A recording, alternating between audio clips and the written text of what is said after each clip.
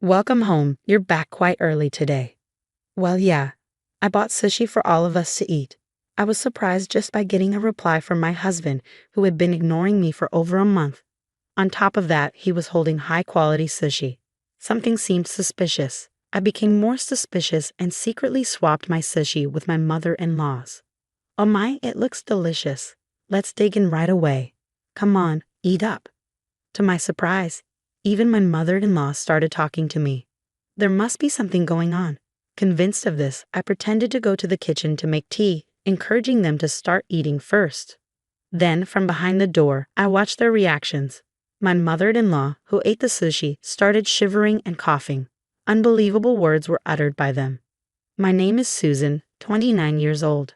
I got married to Ryan, whom I met through my father's introduction half a year ago. I grew up with my strict father who hates dishonesty and my gentle yet strong-willed mother. I am, to put it nicely, a serious person, or to put it badly, someone who can't adjust to the people around me. I have few friends, even after becoming an adult. I had no romantic experiences. My worried father introduced me to Ryan, who worked at the company where my father was a department head. My father seemed to have high expectations for Ryan. Ryan's first impression was serious and friendly. He listened intently to my father's stories and also engaged me in conversation, making the atmosphere pleasant. Apparently, Ryan had a good reputation at the company. He was trusted by his superiors and got along well with his colleagues because of his friendly nature. At a drinking party, when my father mentioned he had a daughter, Ryan asked to be introduced, and my father was more than happy to oblige. My father seemed a bit excited, thinking that spring had finally come for his daughter in her late 20s.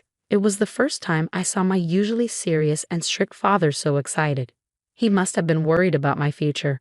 I wanted to live up to my father's expectations. I had never met a man who talked to me at my own pace like Ryan. As we talked, I became more and more attracted to him, and after a few dinners together, we started dating.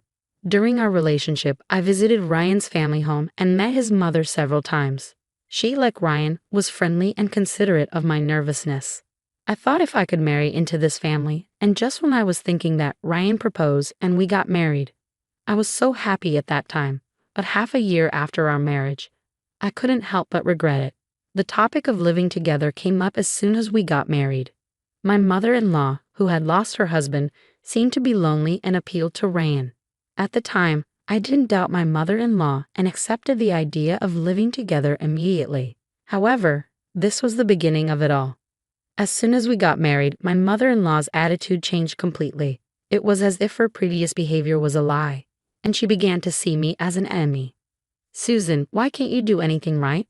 Dinner is late, and there's so much food. There's no way we can eat all this. Please think a little. But yesterday you told me to make more dishes. I tried my best to make them for you. What are you saying? It's my fault? No, I didn't mean that. Anyway, dinner time is at 6 p.m. Please be punctual from now on. You can't even prepare a proper meal. I never thought that someone like you would become my daughter-in-law. This kind of thing happened almost every day. My mother-in-law's demands changed constantly, and even if I tried to meet them, she complained about something else. It was the same this time. After finishing work and rushing home, I finished preparing dinner at 6 p.m. But my mother-in-law didn't show up at the table until nearly 7 p.m. She complained that the food was cold and that I wasn't considerate enough. Ryan usually came home late due to overtime and social gatherings. As a result, especially on weekday evenings, I had to endure more attacks from my mother-in-law in front of Ryan. My mother-in-law would act a little more restrained. However, that didn't mean she stopped scolding me. Sometimes Ryan would defend me when he saw her behavior, but that was only at first. Gradually, maybe he got tired of it, and one day, Ryan said this to me. Please try to adapt to my mom. I was speechless at his words. How much more do you want me to do? I held back the urge to yell out, I want to adapt to your mother too, but her demands keep changing. Even if I try to adapt, I can't just be flexible. You're an adult. You should be able to handle that much. Ryan coldly dismissed me with those words. The friendly and serious Ryan I knew when we first met was nowhere to be found. The situation was getting worse and worse. Ryan started to side with his mother blatantly. He agreed with her complaints and laughed at me. His mother, on the other hand, directed a triumphant smile at me because her son was on her side.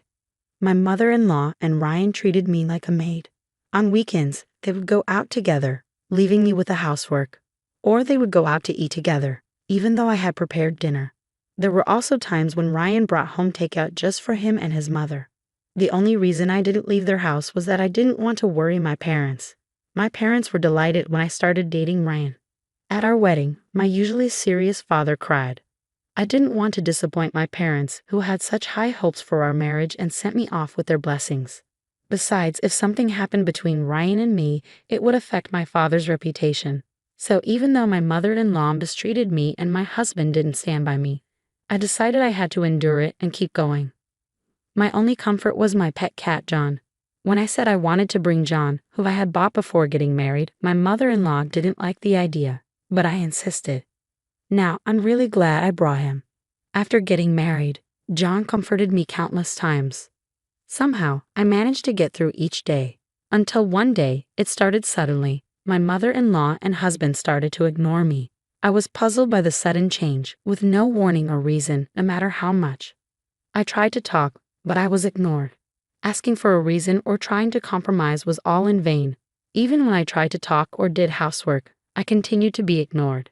Then, 1 month later, Ryan, who usually comes home around 7 p.m. at the earliest, came home unusually early at around 6 p.m. that day.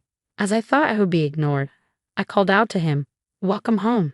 You're back quite early today." "Well, yeah, I bought sushi for all of us to eat."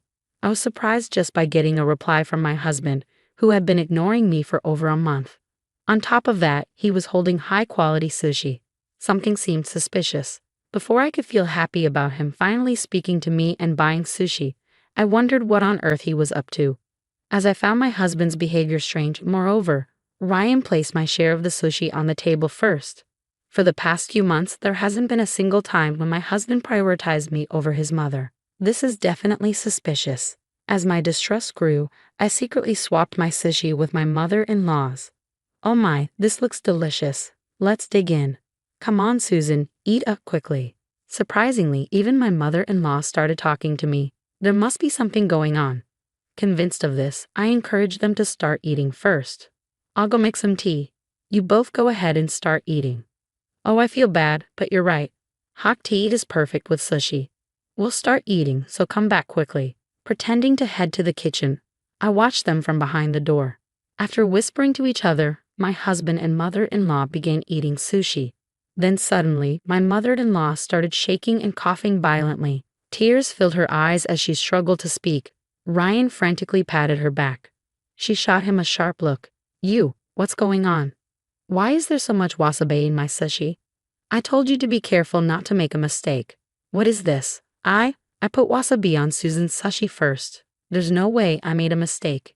But I can't eat this. I wanted to see Susan suffer from eating sushi with wasabi, but now the plan is ruined because of your mistake. What are we going to do?" I couldn't stay silent after hearing their conversation. What on earth is going on here? "A lot of wasabi. Did you try to make me suffer?" Both of them had a we're-busted look on their faces. However, my mother-in-law quickly changed her expression and sneered. "That's right. We ignored you for a whole month, but you seem just fine. So we thought we'd tease you a little." "That's terrible." "What's terrible? You should be grateful. Just act like a useless daughter-in-law and stay in the house." Even as my mother-in-law yelled at me, my husband didn't try to stop her. I couldn't take it anymore. I finally let out the words I'd been holding back. "I'm going back to my parents' house." I gathered my essential belongings and put John into a pet carrier. As I walked to the door with my bags, Ryan finally tried to stop me. "Come on, you're joking, right? This is too much just for a little joke." His unapologetic words only strengthened my resolve. Without a word and without looking at Ryan's face, I left his parents' house. My mother welcomed me back home. At first, she looked surprised to see me return so suddenly, but she quickly let me in. "If you don't want to talk about it, you don't have to. But if you're okay with it, I'm here to listen." I told her everything that had happened since getting married. How my mother-in-law bullied me, how my husband gradually took her side, and how I was treated like a maid. I also told her about a month of being ignored and almost being forced to eat sushi with a huge amount of wasabi. I told her everything and I apologized for causing trouble after she had happily sent me off to get married. I'm sorry, Mom, but I just couldn't take it anymore. It's okay, dear. Your father and I just want you to be happy. We don't want you to be with Ryan if it's causing you so much pain. You've been strong for so long. At my mother's words, the tears I had been holding back began to overflow. My father came home from work, and after hearing the situation from my mother, he bowed his head to me. I'm so sorry. It's all because I introduced you to Ryan. I had no idea he was like this. With the pained look on his face, my father made me feel even worse. Then, a call came in. It was from Ryan. The phone rang for a while, but I didn't answer it at all. I kept staring at the screen, waiting for the call to end, and finally, it stopped ringing. That's when I noticed a notification from an app. It was the pet monitor app I installed for John. I had set it to send me a reminder at this time to make sure I didn't forget to refill John's water before going to bed. Curious, I opened the app and pressed the button for live streaming. There, my mother-in-law and husband appeared on the screen. What should we do? Susan isn't answering the phone. It's fine, she'll come back eventually. Anyway, what should we do to her next? Ha ha ha. What if she says she wants a divorce? I'll lose my position as the boss's son-in-law. I was able to pass work off to my subordinates because of my position as my boss's son-in-law. I can't afford to lose that now. Boss's son-in-law. Hearing that, I couldn't hold back my anger any longer. My father, who was next to me, felt the same way. He quietly stared at the screen with a look of disbelief, his hands trembling. I immediately sent a message saying, "Let's get a divorce." Several calls came in right after, but I ignored them and went to sleep. That Saturday morning, the doorbell rang early. Oh my, who could it be this early in the morning? I heard my father's voice from the entrance. Following her voice, I heard the voice that had been irritating me. Please let me talk to Susan. She's misunderstanding a lot of things. It was Ryan, since I didn't answer his calls. He came all the way to my house. Not wanting to cause my mother any more trouble, I went to the front door. I sent a sharp glare at my husband and spoke coldly. What do you want, Susan? Why didn't you answer the phone? I was worried about you. Worried? You teamed up with your mother to make fun of me, ignored me for a month, and then tried to make me eat sushi with a huge amount of wasabi. At my accusation, Ryan was at a loss for words. I started to close the front door on him. I'll bring the divorce papers as soon as they're ready. I have nothing more to say to you, so please leave now. Wait, are you serious? You've never been in a relationship with anyone else, right? If we get divorced, you'll never be able to marry again. Are you okay with being alone for the rest of your life? Ryan's words only fueled my anger. I played the recording of the pet monitor footage I had saved last night. My husband Ryan was clearly upset after seeing the video. I said to him, "You don't want a divorce just to protect your own position, right? You don't even think of me as your wife. I'd rather be single than be with someone who doesn't care about me and abuses their power to oppress others." I showed a determined attitude. My mother nodded firmly at me, and then I heard my father's voice from behind. She's right, Ryan. After seeing that video with my daughter, I asked around at the company. It seems you were using your position as my son-in-law to not only push work onto your subordinates, but also make them do unnecessary chores, acting like a king. I guess I still have a lot to learn about judging people. Please wait, father-in-law. This is not what it looks like. It's my mother. Yes, it's all my mother's orders. She told me to harass Susan and use my position as your son-in-law to push work onto others. So you really were pushing work onto others. I was not only angry but also appalled that Ryan was trying to blame his mother for everything and exposing his own wrongdoings. Ryan looked at me with pleading eyes, but I exaggeratedly turned my head away. At that moment, I heard another annoying voice. Ryan, I came to help you. It seemed that my mother-in-law had come to help Ryan. But by that time, Ryan had already betrayed his mother. He pointed at her and said, "It's all her doing." My mother-in-law looked confused. What do you mean, Ryan? I came here to be on your side. Are you trying to make me the bad guy? You are the bad guy. It's all your fault, Mom. If you hadn't harassed Susan, none of this would have happened. We wouldn't be talking about divorce. And I wouldn't be worried about losing my position. Don't blame me. It's all your fault for trying to get rid of me. Both of them kept blaming each other, and my father, my mother, and I had no choice but to watch in astonishment. Their argument didn't seem to end anytime soon. My father, tired of it all, finally spoke up. You two can argue about this at home. I'm disappointed to find out that you, Ryan, are such a despicable person. There was talk of promoting you, but I'm going to cancel that. Ryan looked at my father with desperate eyes. But my father didn't change his attitude. And then, our divorce was officially decided on the spot. We printed the divorce papers at home and signed them right away. Ryan's misdeeds at work and his divorce from me, the boss's daughter, became well known, and he felt so uncomfortable that he offered to resign. He's been trying to find a new job. But the rumors have spread to other companies in the same industry, and he hasn't been hired. He's trying to switch to a different industry, but it's not going well. After fighting with his mother over this incident, Ryan left his parents' home and started living alone. But he has no money and is living in a shabby apartment. He's doing day labor jobs to get by, barely making it through each day. His mother, who used to dote on him, is now living alone and feeling lonely. The neighbors found out about her mistreatment of her daughter-in-law, and she's living a life without conversation, receiving cold stares. I'm living with my parents again, just the three of us now. That's a burden for my ex-mother-in-law, and Ryan is gone. I can focus on my work better than ever before, and I've been given bigger responsibilities.